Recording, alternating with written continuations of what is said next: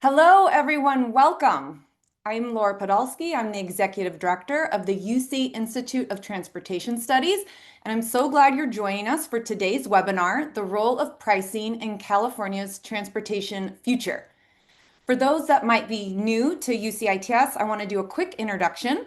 We are a community of scholars, staff, and students, all dedicated to advancing the state of the art in transportation engineering, policy, and planning for the people of California and beyond. Established by the California Legislature in 1947, we have 4 branches located at UC Davis, UCLA, UC Berkeley, and UC Irvine. Now, I'd like to take a minute before we begin to acknowledge the support we receive from the state of California and Caltrans. So specifically, research that will be featured in today's webinar was supported through a research contract with Caltrans. We will drop a link into the chat where you can access all the white papers that will be mentioned today, along with associated reports. I should also note that the contents of the white papers and reports reflect the views of the authors, who are also responsible for the accuracy of the facts and data included in the white papers and reports. And these reports and white papers do not constitute an endorsement of the state of California or Caltrans. So now on to some quick housekeeping. I'm sure everybody's been on a Zoom webinar before, but I just want to breeze through a couple things very quickly. First, our webinar is being recorded. A link will be sent out after the webinar concludes, and you can also find the recording if you go to UCITS's YouTube page. We do have closed caption available. You just click on that CC button in the Zoom taskbar. And finally, we have the chat box. So please, if you have a technical question, something's not working, please drop a question in there and our technical team will reach out and try to help you fix that. But if you have a question for our speakers, please put that into the Q&A box. So there is a button that you should see on your taskbar that says Q&A. Click on that and you can enter your question in there for our speakers and panelists. They can respond by typing to that question, or we will have about 10-15 minutes at the end to do a Q&A with the audience questions. All right, now on to the show. I'm so pleased to introduce our moderator, Molly Cohen-D'Agostino. She is the Executive Director of the Mobility, Science, Automation, and Inclusion Center, or MOSAIC, at UC Davis Institute of Transportation Studies. Established in 2023, MOSAIC is a unique partnership with the Department of Electrical and Computer Engineering at UC Davis. And MOSAIC is really meant to expand UC Davis's technical and policy expertise on automated vehicles, artificial intelligence, robotics, and related public policy strategies. So with that, I'd love to turn it over to Molly.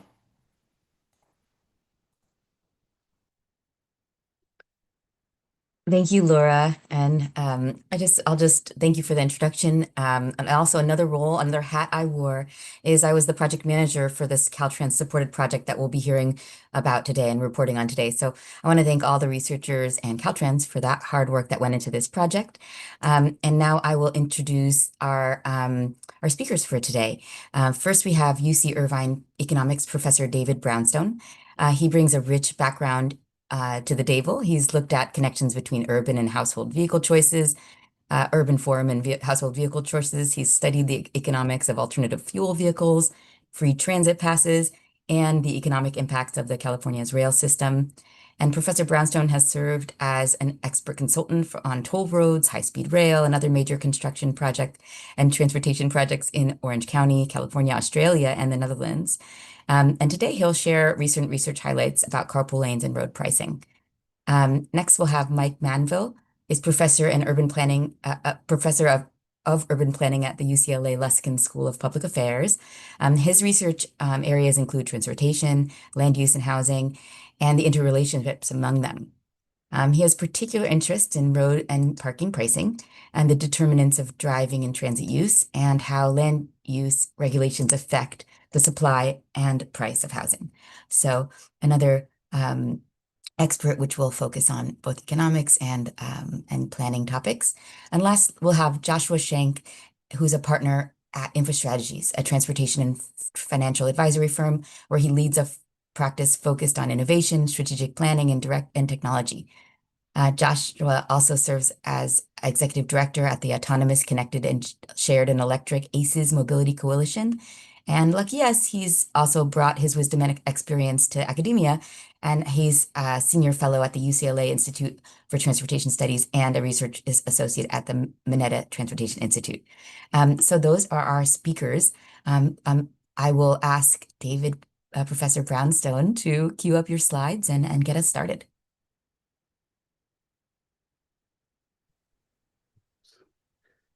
Well, thank you. Hopefully I can get this working. Okay. Um, right. Okay. So yes, I'm going to be talking about road pricing, and let me start by saying what road pricing is. It's a set of tools to make users pay the full cost of their road usage.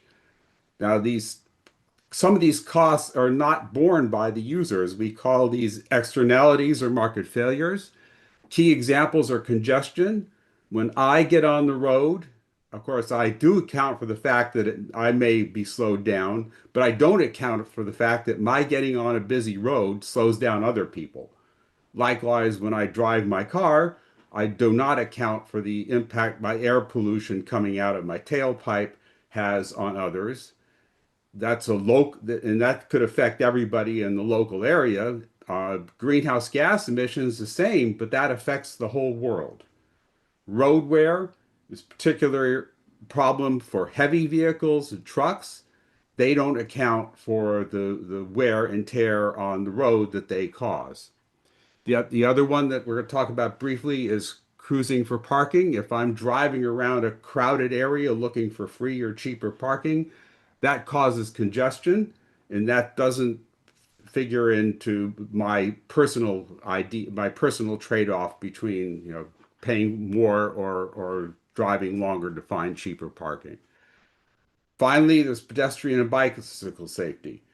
When I buy a car or a truck, I typically do not worry about the impact, literally impact of that vehicle on a pedestrian or a bicycle. And there's been a fair amount of work showing that, at least in the United States, the bigger trucks and SUVs are much more dangerous. Key thing here is that the optimal level of these externalities is not zero. It is not the case that it is ideal to have zero congestion or even zero air pollution there, because this is associated with goods things that we want to do. So congestion is associated with people trying to get together, and that's typically a good thing. So road pricing is going to work best when it's targeted at these externalities. So greenhouse gas emissions, fuel carbon tax, road wear via distance and weight taxes, congestion versus area corridor prices, and for cruising for parking, there's demand-based parking meter pricing. Now, in the real world, these kinds of tolls are done for other reasons. So for many years, tolls have been used to fund bridge and tunnels. They've also been used in some cases to fund HOT lane uh, conversions uh, and whatnot. Road maintenance is frequently funded by gasoline taxes, particularly in the United States. Key point here is that the tolls that are set for these other purposes are not going to be optimal for dealing with air pollution and congestion. Okay. The other problem with this is that administrative costs reduce the benefits of road pricing. So traditional toll plazas are costly to build and operate. Electronic toll collection systems, such as FastPass that we use in California, some of those cost as much as 30% of the toll revenue. And finally, it's pretty common to have exemptions from road pricing schemes, and that's been shown to also reduce the benefits. So in particular, taxis and some delivery vehicles have been exempted in London and Stockholm. Road pricing actually works in the real world. So Singapore has been doing this for over 50 years. In London and Stockholm since 2008, 2015, they show significant reductions in travel times. New York, I put 2026, it actually started in 2025. Travel times have been reduced between 10 and 30%, subway ridership up about 10%. Fuel taxes. In Europe, fuel taxes are almost 3 times higher than they are in the US. They have smaller, more fuel efficient vehicles. Distance pricing. German taxes large trucks based on distance and emission class. And they've been doing this for quite a few years. They found a 7% reduction in empty truck trips and a 58% switch to cleaner trucks. And then finally, I want to call out SF Park. So this is a scheme in San Francisco that uses real-time pricing based on parking space occupancy. And this is shown to have reduced demand in high occupancy areas and increased it in the low occupancy areas. And to the extent that people adjust to this and learn about it, that means it's going to reduce congestion in some of these areas as well. I should point out that implementing optimal fuel taxes to combat air pollution and greenhouse gas emissions is going to help electric vehicle penetration. So the optimal greenhouse gas emissions for an electric vehicle are much lower than those for a gasoline vehicle. And so that's going to help. I also want to call out something called low emission zones that have been used primarily in Europe. And these combine urban congestion pricing with substantial discounts for cleaner vehicles, sometimes free for electric vehicles. So they've been used in Milan and German cities since 2008. They've led to noticeable reductions in local air pollution. Milan currently charges €5 a day to enter the central area during peak hours, and that's led to a 38% decrease in traffic volume. Paris, Barcelona, Madrid have started similar programs. Okay? The other key point here is that you need to consider all the road pricing tools together. The optimal level of one road pricing strategy depends on other road pricing. So, as I mentioned, dynamic parking fees like SF has will reduce congestion, and that's going to lower the optimal level of congestion fees. If there is no congestion on a road, the optimal congestion toll is zero. So that's good. Higher fuel taxes are going to lead to smaller vehicles, and that will allow more cars to be parked in current lots and curbs, and that could reduce problems with parking. The other thing I should call out here is that pay-as-you-drive insurance schemes. This is something where instead of paying for car insurance on a semi-annual or annual basis, it's paid for on a per-mile basis. And some of these schemes also include different payment rates depending on the type of vehicle and your driving behavior. And this has similar impacts to distance-based road pricing in the sense that it's going to make driving, the full cost of driving more visible to people. And the final point here is we're talking about using these road pricing schemes to replace revenue that's been lost due to declining gasoline taxes. But if you price these things according to their externalities, their costs, what's going to happen is over time, people are going to adjust.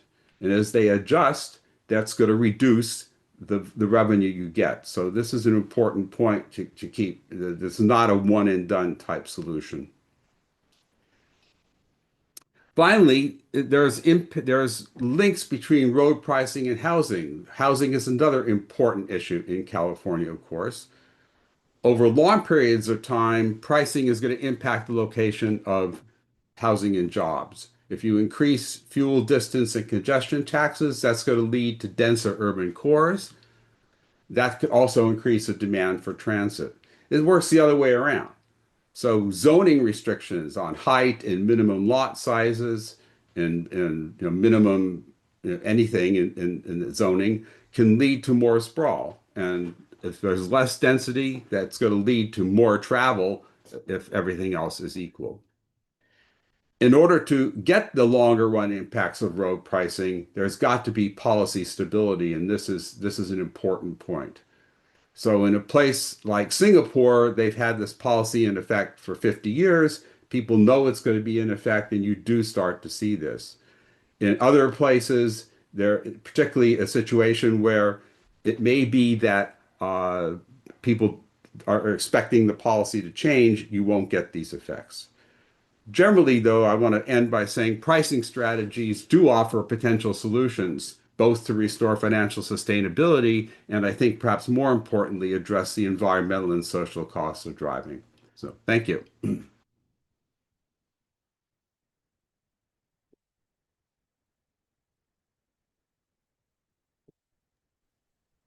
Thank you so much, Professor Brownstone. And next we'll have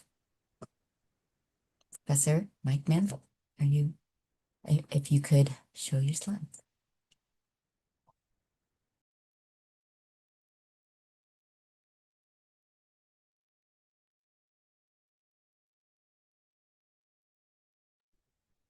All right. Hi, everybody. Thanks so much for being here. I'm just going to kind of pick up, where Professor Brownstone left off. I thought that was a great introduction to the kind of varieties of road pricing. I'm going to talk for a few minutes about an issue that often comes up when road pricing is proposed, which is the idea that it might be unfair or inequitable. This is a big topic. A lot has been written about it. I'm not going to talk for very long, so I'm going to focus on, and there is an accompanying paper about this. I'm going to focus on one particular aspect of this discussion, which is I sort of suggested in the title, which is that when we think about the equity of road pricing, I think it's useful to kind of divide the concept of equity into two smaller concepts that are related but distinct. And one is fairness, and the other is affordability. And I think that treating those two things differently helps us think about equity in a little bit more of a pragmatic and useful way than sometimes happens. Oftentimes what happens when we talk about prices of different forms, whether they're congestion charges or just sort of flat per mile fees, is that we say, well, they're regressive and so therefore they must be unfair. And I think the matter is a little bit more complicated than that. So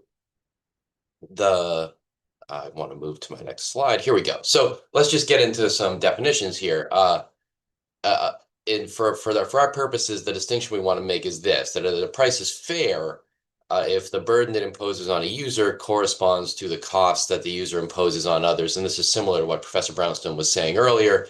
If I get on a road and I delay everybody else by 5 seconds each or something, I should pay a cost that accounts for that. Similarly, if I get on a road and I don't delay anyone, I shouldn't pay any cost for that. So that's a fair price. It corresponds to the burden I put on others. And a price is affordable if someone can pay without straining their budget. And I think this is a little more straightforward. We could have a discussion about what straining one's budget means. Maybe it's 20% of their income, 30% of their income, what have you. But the idea is fairly straightforward, I think. And the point I want to make is that one of these can be true and not the other, right? Something can be unfair but affordable, or affordable but fair, or unaffordable but fair, and it's worth dividing those. And and I can talk more about that in the Q&A if it's of interest. Give some examples, things like that. But for now, what I want to say, and this is the argument in the paper, is that if you look at these two things, fairness is probably the higher priority. And it's the higher priority in part because if you have an affordability problem in the presence of a pricing scheme, the revenue from the pricing can address the affordability problem. Like if we charge a bunch of tolls and there are some people who have a hard time affording those tolls, you can take some of that toll revenue and go a long way toward making those, especially low income drivers, whole. And so you can have a fair price that creates an affordability problem, but the revenue from that fair price helps solve the affordability problem. The reverse isn't true, which is to say if you don't have pricing, there's very few other ways to mitigate the problems caused by inaccurate prices, right? And so, charging for congestion with a congestion toll reduces congestion. If you don't charge for congestion, you won't have an affordability problem, like a direct cost that drivers have to pay to get on the road. But there's no other way to get rid of congestion. I mean, I think that's the important point. Pricing does things that no other instrument does. There's no way to reduce road congestion without using a congestion charge, for instance. And so if you address the fairness issue, if you prioritize the fairness issue, you can solve the affordability problem. If you prioritize affordability, by which I mean leaving a road free, you won't have that affordability problem, but drivers are still going to be imposing lots of costs on each other and therefore on society. And David did a good job of enumerating what a lot of these are, which congestion, pollution, crash risk, etc. And I think an important sort of point is that a lot of these social costs that drivers impose are not linear. It's not just that you have one car and it creates a penny per mile of damage, and the next car creates 2 pennies or something. It's usually that the costs tend to be close to zero for a large portion of the time, and then they scale rapidly, and in fact more rapidly than additional vehicles. And so this is very much true with congestion. It's true for pollution and crash frequency, which scale with track very closely with congestion, and very much true for road damage, which is even less linear than congestion delay and arises from a much smaller share of vehicles. And you can see this, these are sort of the kinds of graphs we might show in an introductory transportation planning class. This is how the costs of traffic congestion add up. Again, I won't dwell on this right now, but you can see how it, for a long period of time and a long period of traffic volume, the costs are very low, and then they get very high. And our goal is to just prevent the road network from getting to this point beyond that red line. Very similar dynamic with road damage. And again, I can talk more about this, but the point of this is that the typical, what you see on the bottom is the axle load. And then the amount of damage that's done. The point that this conveys is that the typical vehicle on the road does almost no damage to that road. And almost all damage to the road is done by very heavy vehicles like big trucks that don't have that many axles. The reason I want to emphasize these nonlinear costs is that have an important implication, which is that if we're concerned about fairness and about making drivers pay corresponding to the burden they impose on others, the type of pricing you use really matters. And so what it means is that pricing at the margin, pricing each additional vehicle at roughly the cost it imposes, and this is what a congestion charge does, this really does satisfy fairness criteria. It obviously satisfies fairness criteria much more than leaving the roads free. It also satisfies them much more than than using what's sometimes called a RUC, or a flat per mile charge for VMT. People often talk about VMT charges or per mile charges as ways to raise revenue, and they have some advantages in that regard.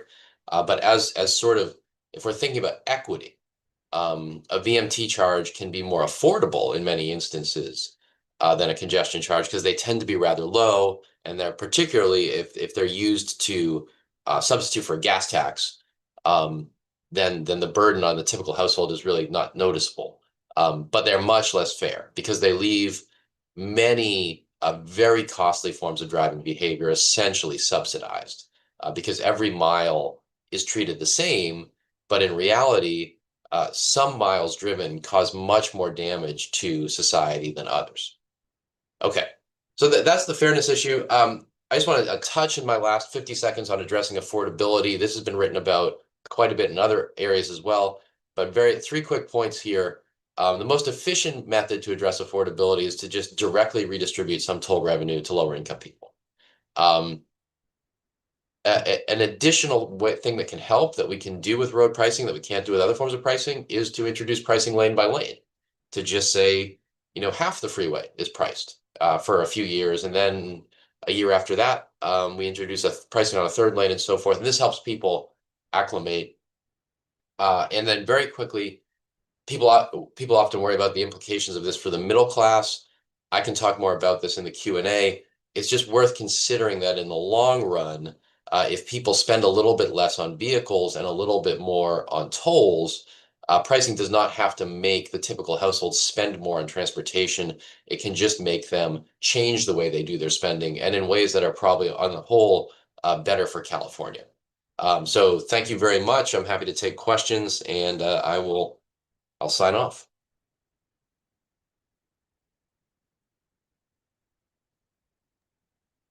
Thank you very much, Mike. This is a thought-provoking topic, and we have lots of questions coming in on the Q&A, so thank you for asking questions. We'll get to those at the end of the presentations. So next we'll have Joshua Shank. And if you're ready, go ahead and share your screen.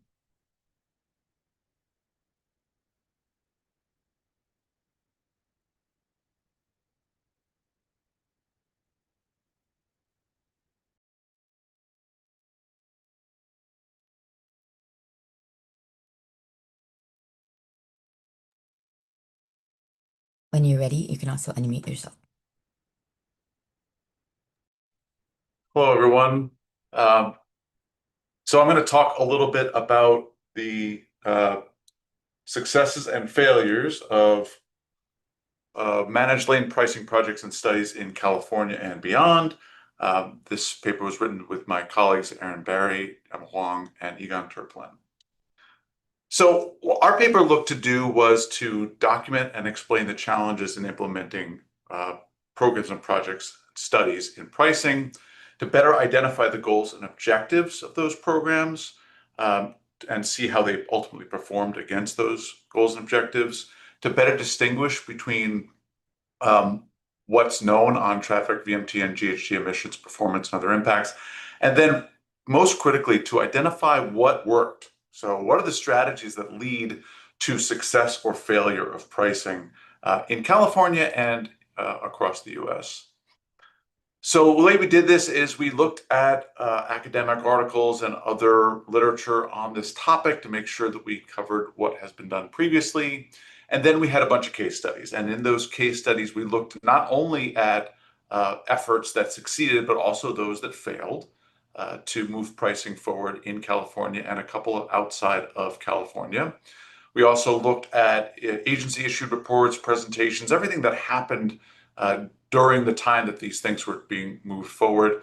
And then one of the I think the most interesting primary research that we got were the confidential interviews with people knowledgeable about what happened with these programs. And those open-ended interviews gave us a lot of insight into the political machinations behind these pricing programs and why some succeeded and others did not.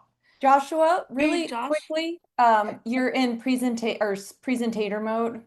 mode, Yeah. so we can see your next slide if you want to Okay. change it very Would you like me quickly. to switch? Is that Yeah. better? Thank you. Yeah. So the studies that we looked at included the LA Metro as well as the San Mateo express lanes. Those were and the express lanes in Alameda and then New York City and Virginia. Those were programs that were actually implemented. Sorry, Joshua. Joshua. Yeah. Go ahead, Molly. Go ahead. Yeah, we're seeing a different window, not your slides. Okay. Not sure what's different about what I did before. Now but you I'm can gonna see go the back. slides. Thank you. Yeah, thank you. No, now go back to the previous. It was before it was showing either a Slack or a text or something. I don't know, something else. Okay, let me stop sharing and reshare. How about that? Because I think I'm doing something else. Okay, yeah, good idea. Okay. Here we go. That should work. Is that right? Perfect. That looks best. Yeah, best Okay. yet. Sorry about that. My fault. So the programs that were implemented are at the top of the screen. Those included in Los Angeles, as well as a couple in the Bay Area and New York and Virginia. We also looked at a few that did not advance, including the SCAG Mobility Go Zone, the Sandag Road User Charge, and the SFCTA Congestion Pricing Study. And then we also looked at a study that's currently still under development, which is the LA Metro Traffic Reduction Study.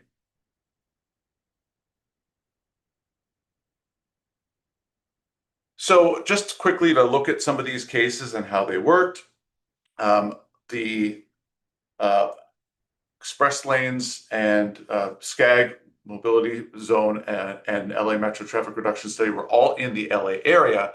But what's different is that the express lanes were actually implemented. And one of the big reasons that they went forward is that the federal government was critical in enabling that program through the urban partnership agreements and incentivizing that program to move forward.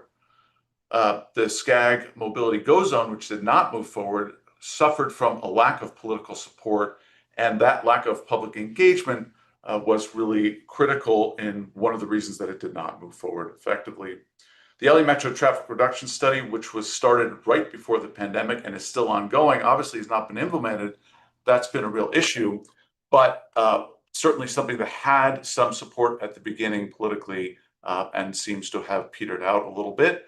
And then the Sandag Road User Charge, which was an initiative put forward by the previous Sandag executive director. And while it had some initial support, it eventually lost that and did not move forward.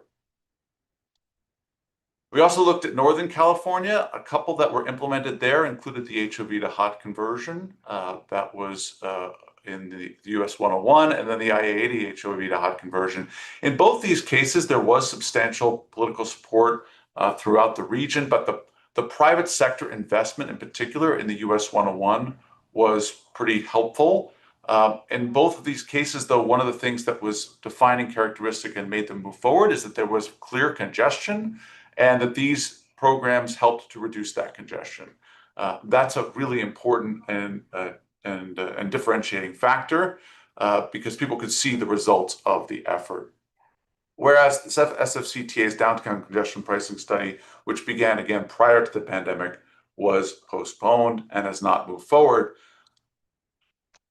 And then we looked at a couple outside of California, the New York City congestion relief zone, which was mentioned in an earlier presentation by David, which was implemented. It's important to keep in mind that this effort took decades of sustained advocacy before it was implemented. Obviously, that makes a big difference. But it also had strong executive backing from the governor of New York. And Virginia, the I-66 Beltway hot lane conversions, this benefited from the fact that it had been hot lanes, HOV lanes, sorry, before it became hot lanes for some period of time. So people were used to that. The change to hot was still challenging, but strong executive leadership helped bring that over the finish line. So what are the key takeaways from this effort? Well, I think number one is that pricing in California, if that's a goal, if we're trying to get road pricing in California, it's going to need key stakeholder support beyond the initiating agency. So what we're seeing is when agencies at the local level come up with a pricing scheme on their own and don't have support from other outside entities, it's unlikely to move forward. Second, you need multiple champions to sustain a pricing concept over time. It's great if you can get some people on board and a couple of leaders on board in the region, and maybe even beyond the region initially, but you're going to need that over time because these are controversial and challenging changes, and you need that strong leadership to persist. Pricing as a mechanism for raising revenue is likely to face substantial obstacles in California. That's something we've seen, is that when this is put forward as a revenue-raising mechanism, people don't love that idea. You're much more likely to be successful with pricing if it is a mechanism, as number 4 says, for reducing congestion. People don't like congestion. It's pretty popular to rally against congestion. That's one of the reasons Measure M passed with 71% of the vote in Los Angeles, is that it was framed as potentially reducing congestion. So it's something that is a mechanism that is allowable. If it is going to reduce congestion, it's going to be much more popular. The next top-down efforts to incentivize pricing are more likely to succeed than purely bottom-up efforts. What we've seen is that if you have federal government or the state government saying pricing is part of our agenda and it's really important, that's going to give the locals the leeway to move it forward. That's what we saw in Virginia and in New York, and we did not see in California, which leads to number 6, which is that the legislature, CalSTA and Caltrans, are going to need to take a consistent pro-pricing position for pricing to move forward more expeditiously. Right now, California is essentially stalled on a lot of road pricing projects. There have not been a lot of new ones happening, and the ones that have happened have been there for some time. And if road price is going to move forward, state support is critical because the localities and regions cannot do it on their own. And then finally, pricing is more likely to succeed with clear identification of the problem it is solving prior to proposing the idea. This is not a novel concept, right? If you're going to be successful in moving a controversial idea forward, you're going to be more likely to be successful if you are clear about what problem you're trying to solve. Things get muddled when you're saying, oh, this seems like a good idea. It'll solve lots of different problems. It'll solve all of our problems. But if you're very clear about what it will actually do, and then you hold yourself accountable for solving that problem, such as congestion, you're more likely to be successful. So thank you so much. Appreciate the opportunity to present. Thank you. All right. Next, we'll have, thank you so much, Joshua. This is really insightful research. We're happy to have you here to be able to discuss it further. So before we turn it over to Q&A, we're going to have two guest respondents. Alex Levin, who leads the Caltrans Office of Sustainability, where he oversees programs related to VMT reduction, transportation electrification, sustainable facilities and operations, as well as climate action at large. He joined Caltrans from the private sector 2 years ago with a mission to re-envision and reallocate the DOT's network right of way to better meet the needs of all Californians at present and future. So looking forward to hearing from Alex. We'll also hear from Lisa Klein. She's Deputy Executive Director for Mobility at the MTC, at the Metropolitan Transportation Commission, and the Association of Bay Area Governments, which is the metro planning organization for the Bay Area, for those joining us from elsewhere who may not be familiar with MTC. In this role, Lisa leads a team that delivers mobility solutions and essential traveler services, including transit coordination, transit fare and toll pavements, express lanes, bicycle and pedestrian trails, bike share, traveler information, 511, and a number of other activities that MTC helps support Bay Area communities to do. So we'll ask them to provide some initial remarks, and then we will turn it over to our audience Q&A. So first, Alex, do you have some thoughts on the presentations and this topic? Yeah, absolutely. And first, I just really want to thank both Molly and Laura for putting this together.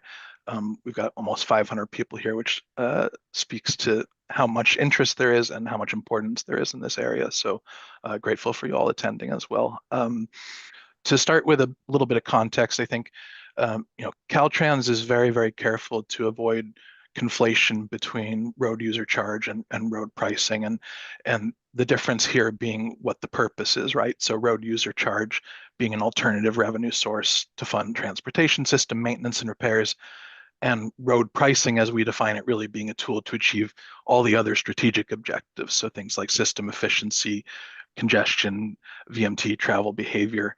And I just want to really note up front that I'm going to be focusing on the latter here, road pricing, and that the package of research that we put together here with UCITS is really much more focused on the road pricing than the road user charge aspects. And the reason that we pursued all this research through UCITS is because Caltrans really does see road pricing as an important strategic lever towards getting the most out of our transportation system. Pricing is a pathway to really manage and improve system performance without adding new capacity, without adding new general purpose capacity. How do we squeeze more juice out of the current system we have rather than increasing that system size? What this allows us to do is work towards our climate strategic goal as Caltrans, as well as state targets that are established around VMT and GHGs. And importantly, something that David mentioned, as well as Mike, this idea of internalizing the negative externalities. How do you actually bake that into the cost in a serious way? And the complementary piece that makes road pricing so important and valuable, I think, is that it allows us to do this in a really fiscally responsible manner. So again, avoiding additional capacity is avoiding additional capital costs. It's avoiding additional maintenance costs. It's getting more out of what we currently have.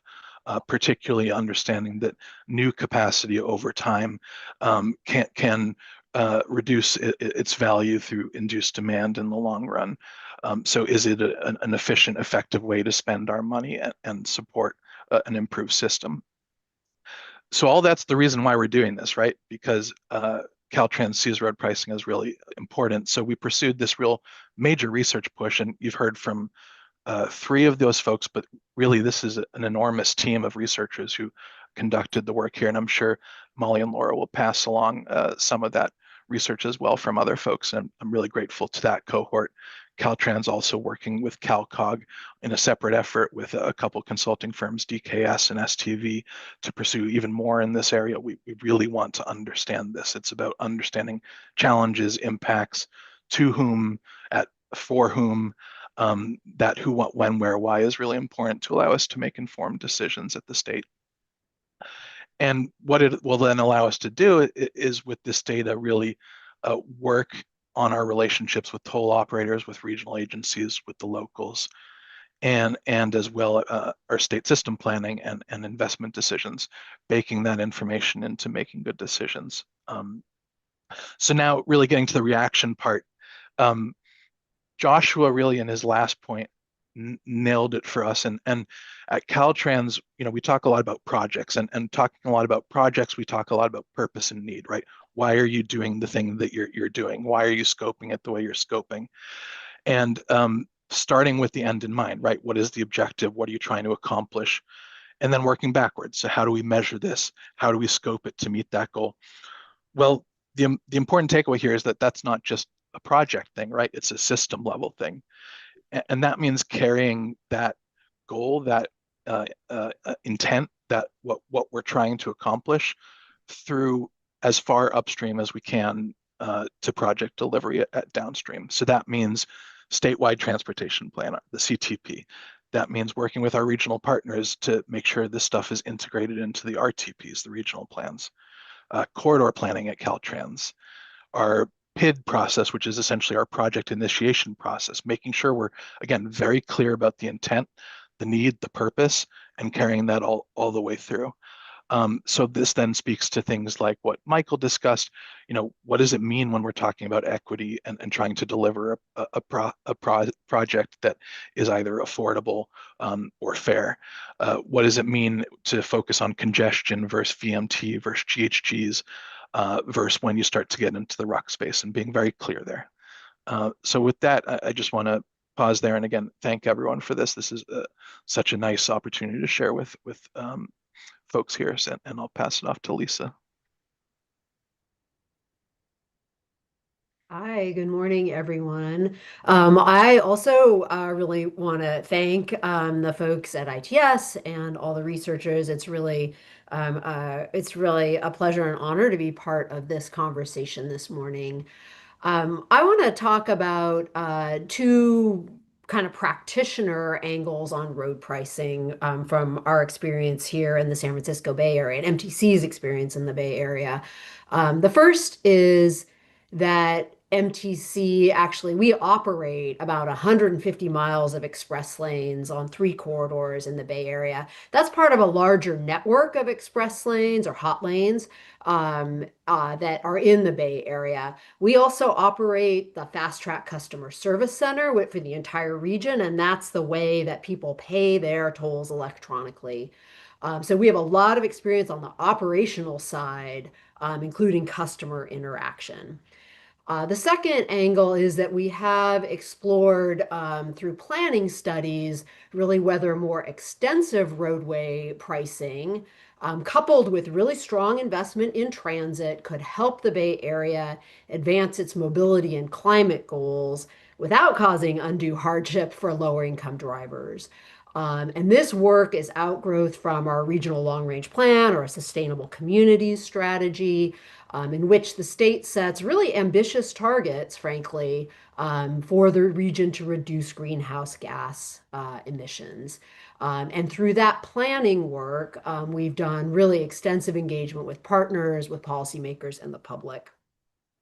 So, the first thing I want to say is that pricing works. I think, that came through, I think, in David's presentation. I really appreciate the excitement, especially by the state, and are very aligned, I think, on the policy approach that Alex articulated and the research findings. What I want to focus here is 3 main points that are based in MTC's experience as an implementing agency, if you will, or practitioner. One is it's really essential to be clear on the goals of the pricing scheme, and Joshua spoke to this. And that needs to include your approaches to fairness and affordability. And that has to be really worked in from the start. David noted that the strategy that works to reduce congestion is congestion pricing.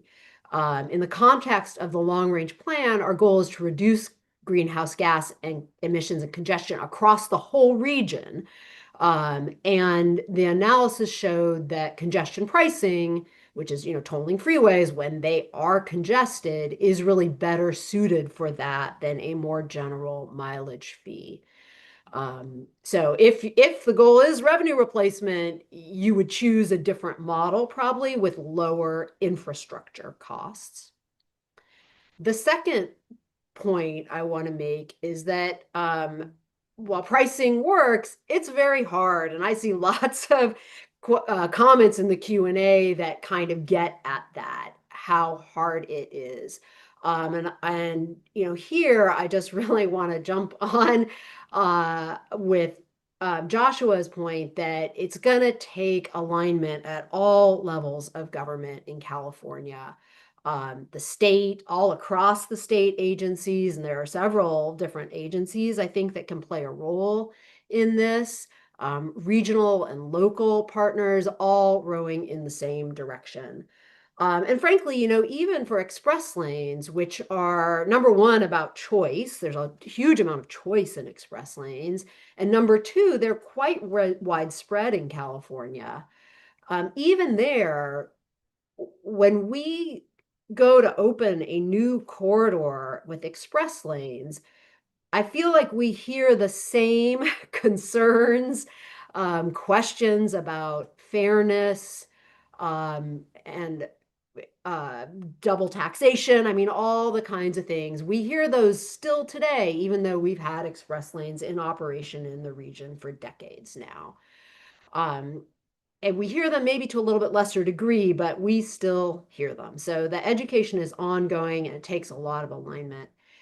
The notion of starting to toll more lanes, even incrementally, is just that much harder. More effective, I think, but harder. And it just means we absolutely need more alignment across all the levels of government. The third point that I want to make reflects an evolution that I've had personally in my career. When I started working on congestion pricing and express lanes, I started working in policy and planning, and I started with regional planning studies. And I now am on the operations side of this business. And I can't emphasize enough that the policy and concept you plan for, you have to be able to operationalize it. And everyone, I think, really ought to bring an operational perspective in early at that planning level. So you have that information when you're developing concepts to explore with the public. It's very tempting to build in complexity to meet policy goals. Affordability is really important, and it can get really complex operationally. Discounts, exemptions, complex pricing structures, different rules for connecting facilities. These add complexity, but they are very tempting because they help you address this constituency's concern and that constituency's concern. But they add complexity, they reduce effectiveness, as David mentioned. They can be very hard to explain to the public, and they are often costly to operationalize.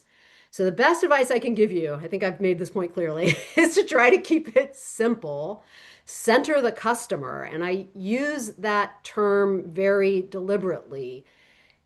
If you're tolling or you're pricing, you have customers. They're more than drivers. You're going to have a customer relationship with them. And it only works if your customers understand it. And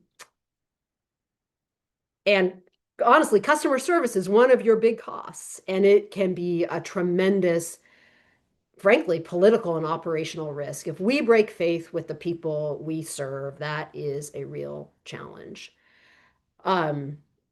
I will just close with one notion, and I see some comments about this in the Q&A as well, right? We price for different reasons. Sometimes it's for operations and maintenance. We have bridge tolls in the Bay Area. Those are for operation and maintenance. We have express lanes in the Bay Area as well. It's for congestion management.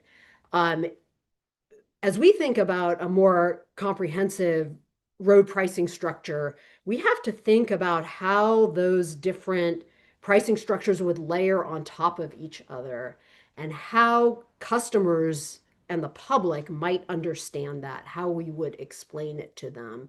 I don't think I have an answer for this. I wish I did, but that itself is very, very complicated. And it really needs to be carefully thought through. It's another reason I think we really need alignment up and down in the political spectrum, if you will. So I just want to close by saying there's a huge amount of promise in pricing. We're doing some good work today. And, I think we have a lot of promise to help meet the goals, reducing greenhouse gas emissions, reducing congestion, which is reducing the time people spend in congestion if we're centering the customer, raising revenue to improve transit to complement that package. And the way we approach it is just really tremendously important to its success. Thanks.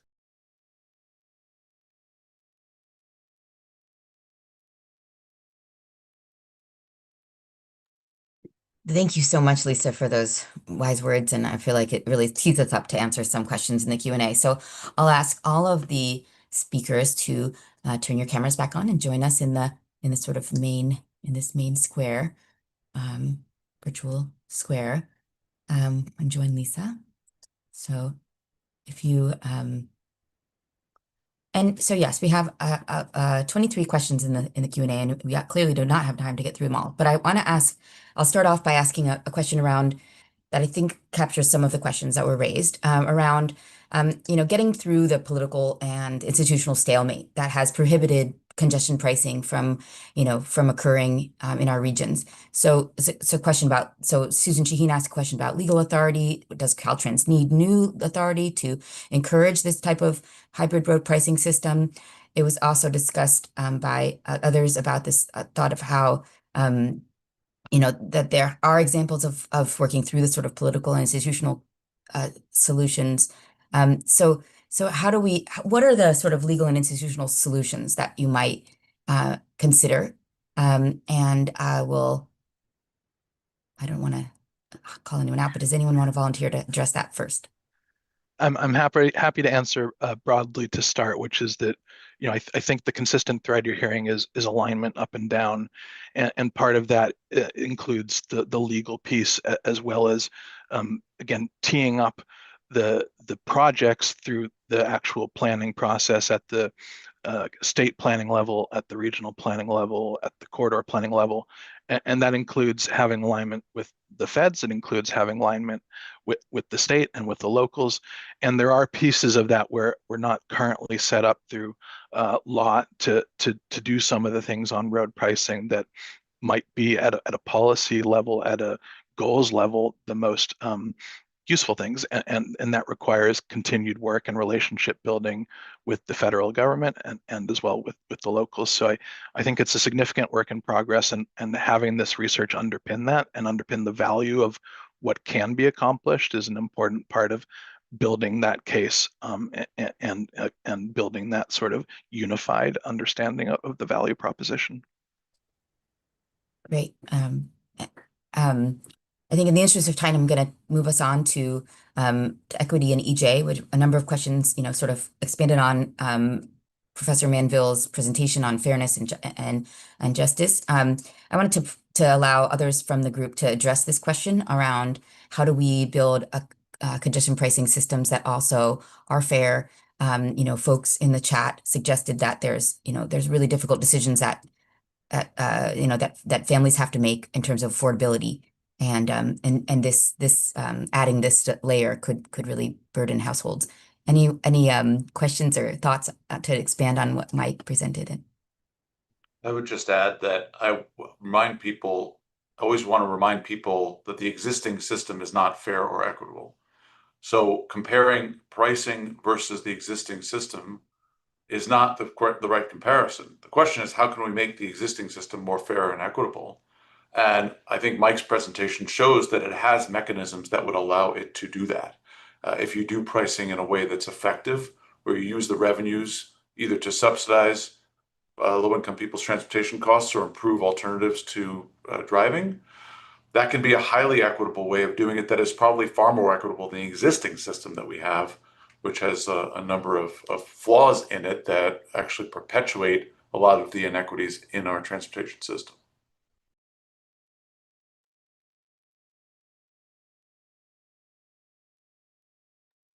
Yeah. Okay, great. So there were a lot of big picture questions posed, and I know we don't have a ton of time, but I wanted to ask each panelist to address sort of some of the big picture questions that were raised, addressing this sort of, the role that congestion pricing and other policies play together, and how you see this work in concert with other policy efforts. So speak to sort of the bigger picture question that was raised by Brian Swanson and a number of Stacy and a number of other Joshua and another Joshua Reese, a number of others questions were raised, really provocative questions that unfortunately we can't get to. But if we can address this question of sort of the concert of policies that are needed here. Well, I could just say that from the outset, as I mentioned in my talk, that we really want to consider all these things together. And I think if we actually could implement them together, we would all be better off. The problem is the political. It's a big change, and I think so. I think coupling, probably want to start with the big problems first. The big problems are probably congestion and local air pollution in California. And in this a scheme that dealt with those simultaneously, I think might be able to get some political feasibility. It also relates back to Lisa's point that you want to have something that you can actually implement, and I think that is going to be a big issue here, because the ideal congestion pricing is going to require knowing where the vehicle is, at what time of day it is. And that requires a fair amount of data transferred back and forth from the vehicle or from someone's cell phone. And that's another issue which I think we really haven't fully thought out. Yeah, I'll just quickly respond by saying that, I sit within sustainability, but even without invoking the word sustainability or climate change or GHGs, I think fiscal responsibility is going to be a big thing, fiscal stewardship going forward. And just being able to talk about squeezing more juice out of what we have is a really an important narrative around building support for this stuff. I think there's a lot of evidence, and we're building that evidence that again, not increasing capacity and getting more juice out of what we have is a really powerful method and something that can build coalitions. So I would lean on that. I mean, I think it is very complex, and you do want a lot of policies that sit together. I mean, something like a sustainable community strategy is a great planning environment to talk about those policies and to analyze them. But harder, I think, to get the momentum to implement a lot of policies together. There are some natural pairings, I think. Like, I really do think congestion pricing and transit are natural pairings together for policy. Um, I think we often have success when we pilot something. So starting, and building sort of in a smaller scale, I mean, hopefully integrated, but maybe a smaller geography is often a way, I think, to show how pieces can come together. Okay, we just have 1 minute for additional comments, but I think then we'll have to close out our webinar here. Any other comments? Okay, well, thank you all for your time and for your commitment to this topic and our state, making, trying to make our transportation systems work better for everyone. So I'll turn it over to Laura to close us out. There's a survey we should fill out. So Yeah, Laura, thank you, take Molly. it away. Wow, this has just been so awesome to see all the questions. We are going to save the questions, including the people that asked them, and share them around to our speakers so we can keep this going. Should have maybe planned a longer webinar on this topic. We do, if before you leave, just to help us improve webinars going forward, there's a link to an evaluation survey in the chat. If you could just take a moment to fill that out, let us know what you thought of today's webinar. We also have a couple other events coming up that we'd love for you to join. So actually next or later this week, Friday, We will have how does EV adoption change the way people drive, and that's being hosted by ITS Davis. And then later in September, UCLA ITS is putting together a really fascinating virtual event on the intersection of transportation and homelessness. And I believe we're going to drop some links to find out more and register in there.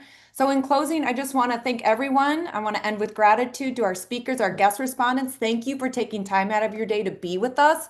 Thank you to everyone who joined today. Thank you to our moderator, Molly. And thank you to Ale Soto, who's our technical wizard in the background, trying to help resolve all the echoing and black screens and everything else that's come up. So I hope everyone has a great rest of the day, and this concludes